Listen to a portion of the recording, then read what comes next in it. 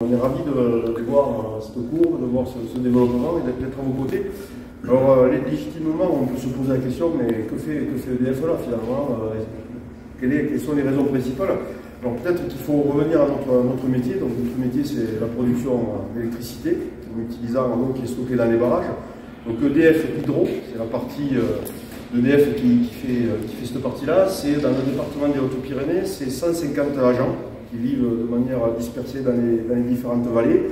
C'est 10 grands barrages, c'est une trentaine d'usines et c'est une production de 1500 gigawattheures. Je suis sûr que ce chiffre vous parle beaucoup, 1500 gigawattheures. Ce qu'il faut imaginer, c'est que c'est la consommation de 2,5 fois la population du département des Hautes-Pyrénées. Donc on est un département vraiment en pointe sur la production hydroélectrique.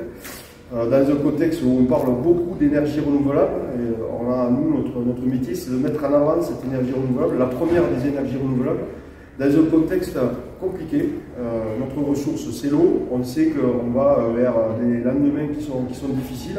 Donc on a de cesse de répéter l'importance de cette hydroélectricité pour le système électrique français. Malheureusement, pour la production, on n'a pas tout à fait la même courbe que celle que tu as présentée. Donc au mieux, on espère la stabiliser. Bon, ça c'est pour la partie métier et production, mais du coup cette production elle a plusieurs caractéristiques, notamment qu'elle se fait dans les vallées. Et ce qu'on met souvent en avant, c'est qu'on a la chance que les barrages ne sont pas délocalisables. Donc ça veut dire qu'on va continuer à exploiter ça dans les vallées, on va continuer à avoir des agents dans les vallées, et donc pour que ces vallées soient attractives, on a décidé il y a une dizaine d'années de renforcer notre relation avec le territoire et donc de créer une structure qui s'appelle Une rivière, un territoire, qui est destinée finalement à soutenir l'économie locale.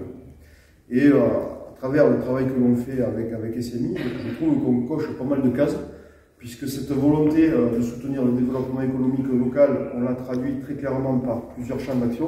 Premier champ d'action, faire appel à des prestataires locaux. Si on doit faire des travaux sur nos installations et si on veut soutenir l'économie locale, le plus simple, le plus légitime, c'est de faire appel à des prestataires locaux. Après, d'être local ne suffit pas, puisqu'il faut aussi avoir un certain nombre de qualifications et puis finalement être en capacité d'apporter un service. Ce que fait SMI, notamment sous un volet de réactivité. Quand on prend des exemples, on pense à la crue de 2013, quand on a connu tous ici présents la crue de 2013, moi j'étais à l'exploitation à ce moment-là, le lendemain, le jour même, vous avez des entreprises qui vous disent, voilà, vous nous faites travailler toute l'année, nous on a des outils à disposition qu'on peut, on peut vous accompagner. Et là, on comprend l'intérêt de faire travailler du local, plutôt si vous avez un accord cadre national avec une entreprise qui est à Lyon, qui est à Grenoble, et donc on n'est pas du tout dans le même rapport. Voilà, donc c'est en premier lieu faire appel à des prestataires locaux, donc, avec des compétences, et je pense que Eric et son équipe sont aussi des prestataires capables de réagir. Nous, notre boulot, c'est des pannes, c'est de la mécanique, etc. C'est un travail très particulier, il faut avoir des compétences, et ça se trouve pas au Quatre Coins de Brie. Donc, première raison, vraiment ravi d'avoir SMI comme prestataire. Ensuite, dans la deuxième champ d'action, on essaye aussi d'accompagner les entreprises dans leur développement avec un outil de prêt. Donc on a la capacité de faire du prêt et ça a quand même souvent tendance à rassurer les autres investisseurs financiers en disant tiens, si EDF est autour de table, ça veut dire qu'ils ont étudié les dossiers. Alors c'est un prêt sans garantie, donc ça veut dire que si ça ne marche pas, pour nous c'est perdu. Donc quelque part c'est aussi de nature à rassurer les investisseurs financiers et du coup à faire ce qu'on appelle effet de levier pour permettre à l'entreprise de se développer. Et puis après, dans notre troisième champ d'action, on a aussi l'accompagnement des territoires dans leur politique, transition énergétique, mais pas que, développement. Donc je regarde aussi Gaël et Thierry par rapport à ça aussi. On est aussi très soucieux finalement de nous impliquer dans le développement économique local et de jouer collectif avec l'ensemble des structures, donc globalement représentées ici par la CCI, par la communauté d'agglo, par la Compagnie des Pyrénées, par l'Initiative Pyrénées. Voilà. Donc c'est aussi ce réseau, cette force du réseau, et c'est la raison aussi pour laquelle aujourd'hui c'est aussi important de mettre en avant ce bel événement. Donc voilà ce que je voulais dire. Remercier l'équipe qui travaille avec moi. Je remercie ton équipe, je remercie l'équipe qui travaille avec moi. Je commence toujours par Jean-Marie, parce que j'ai toujours une petite pique pour Jean-Marie Meyer, qui est aujourd'hui bénévole à l'Initiative Pyrénées, qui a longtemps travaillé à l'agence Une rivière, un territoire. Laurent Mignot, qui s'occupe des relations industrielles, et Hervé Debeuf, qui est là également à travailler sur le territoire. Voilà, je crois que j'ai tout dit.